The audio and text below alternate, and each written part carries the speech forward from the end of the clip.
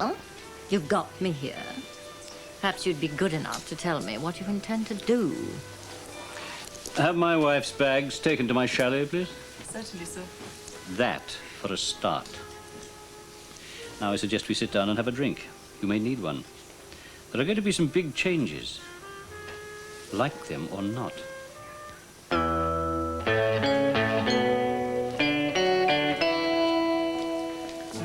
Tom Collins, please. It still is that, is it? Uh-huh. And my usual malt whiskey, neat. You won't find it at all bad here. They have a surprisingly good restaurant. I don't care if it's like the Alice Springs railway station buffet. I shall only be here for one meal. After you've had your say, I shall be going up to London for a few days and then back to Bermuda. Then you'll have to walk and swim. I closed your credit accounts and stopped your personal allowance for one reason. To get you here, where you will stay until I decide otherwise. Oh, don't worry. While you're here, I shall continue to keep you in the way you've become accustomed, but only as long as you are here.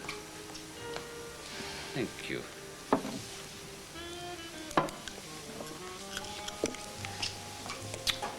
Why do you want to keep me? I'm not trying to keep you. I am. But why?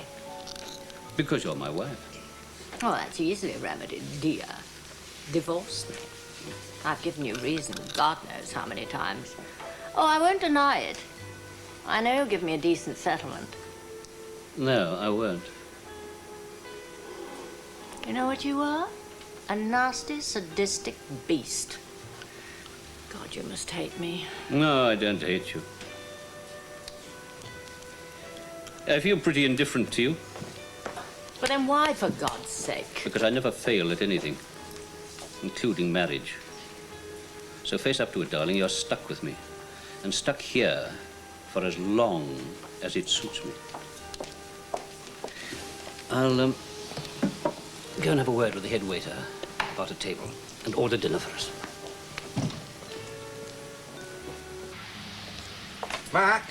Yeah. Mac, what are you doing here this time of night? You got no home to go to, is it? No, Hello, Sid. Saw Nobby on the way and he said he was still here hard at it. Yeah, just cleaning off. Got a bit of paperwork to get on. That's All all. go, man. It's got to be done. Yeah, well, don't tell me about that stuff. I know all about that. Anyway, you're doing a good job. Sharon told me. You've seen her, have you? Yeah, I called in this afternoon and she said you were out on a breakdown, so I thought I'd come back and say hello. Oh, great. How are you? Come see, come saw. Well, to be truthful, the money flow's a bit, not what it was, you know. I'm a bit down on my uppers, really. But still, in a little while, I'll be on the up and up again, make no mistake. I hope so, Sid. I hope so. Look, if I hear of anything through the grapevine, I'll let you know. Thanks, Mac. Hey, you can do these things with your eyes closed, can't you? Oh.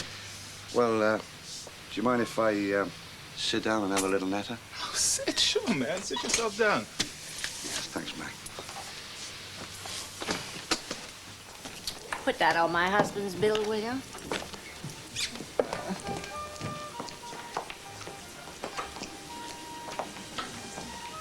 Excuse me. It is Mrs. Pollard, isn't it? Yes. Oh, I'm terribly sorry. I've forgotten your name. It's absolutely inexcusable. No, it is perfectly excusable, Mrs. Pollard. We've never met. My name is Adam Chance. I'm one of the directors of this motel. How do you do? How do you do? So, how do you know me? Well, when she was here, Miranda showed me pictures of you with her and J. Henry. Also, I've seen you in the color supplements as well.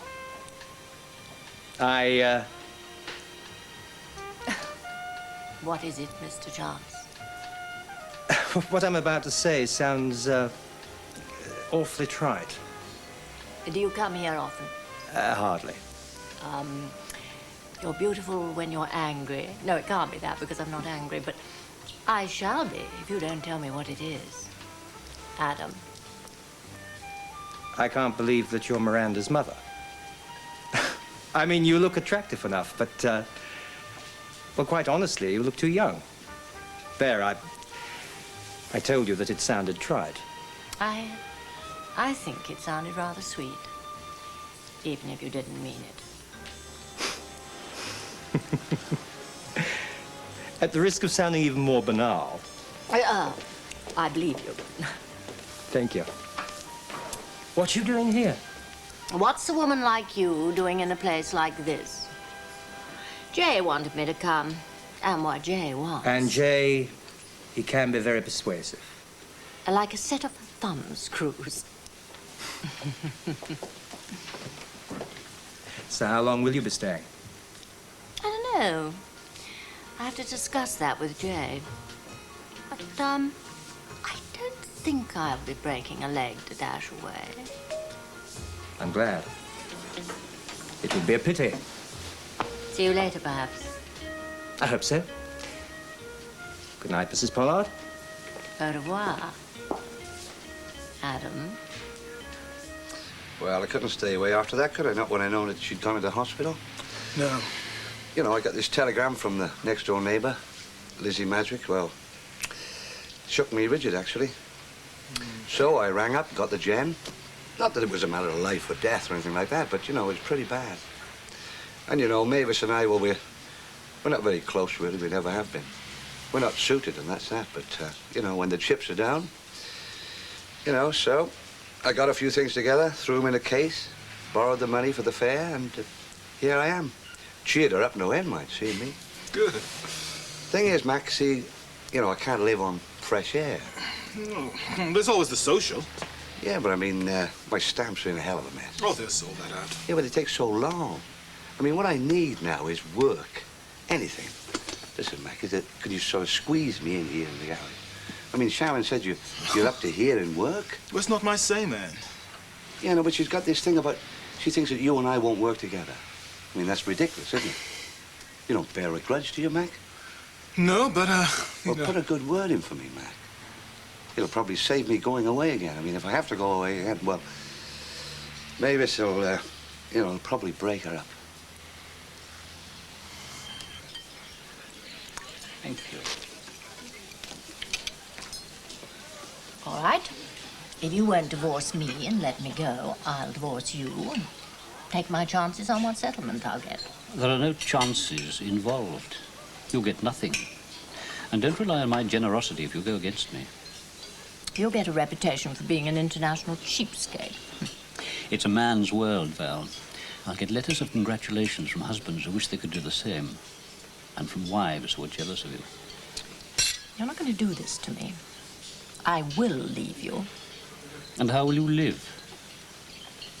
I'll find another man. To be brutally frank, my dear, no, you won't. Not the sort you need. You're 10 years too late for that. Take a look at any exclusive beach from Acapulco to the Greek islands, and you'll see the competition. More beautiful young women than you can count. Their teeth and claws all freshly sharpened to grab their share of the sweet life while it's still there. Oh, yeah, sure, you'll find men to enjoy yourself with, but men to pay the bills. You are an unmitigated swine.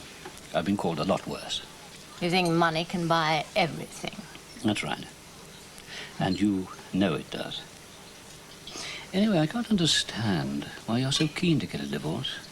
You have everything you want, and I don't ask much of you. At least I haven't until now. So why? Freedom. To be my own woman. Rubbish. You were made for the gilded cage the day you were born. You thrive on it. All right. What do you intend to do now? I told you. You're going to stay here. Out of the way of temptation. Like a drunk being kept in a clinic until they're dried out. If you like. All right. I'll stay. For the moment, anyway. But it won't work. It doesn't work with drunks. And it won't work with me. But it does sometimes work. And what I have in mind is a definite cure.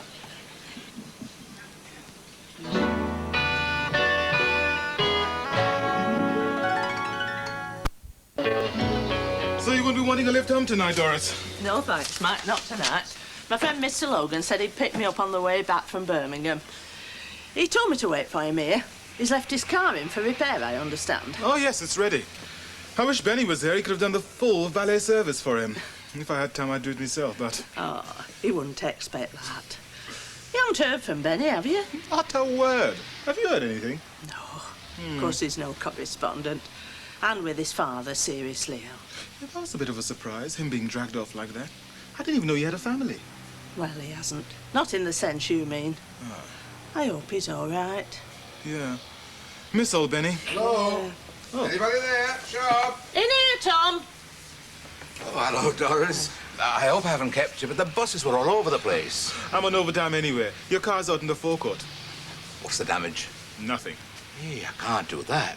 Any friend of Doris is a friend of mine. Oh, hi. Looks as though I'll have to come here again. Mind you do. Well, come on, let's be getting home. I'm dying to hear your news. Here, let's give it.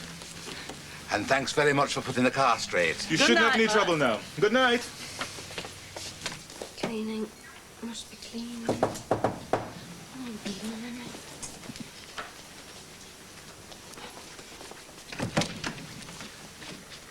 Who are you? I sometimes wonder that myself. Is Sharon in? No, sorry, she's gone off with a Chinaman. You what? 2 spring rolls. She should be so lucky. You better come in. Huh. You don't even know I am there. Oh, yes, I do. You're Terry Wilson, the phantom physio. I could be putty in your hands. You sure you're all right? Funny you should ask that. You're Diane. And you must be Ashley. How'd you know that? I can tell a copper at 50 paces in the dark with my eyes closed. You better sit down. So, Oh, could I tempt you to a glass of duty-free bourbon, or is that against the rules? no, that'd be very nice, Oh, thanks. terrific. Well, sit... Oh, excuse me, I'll just move all this.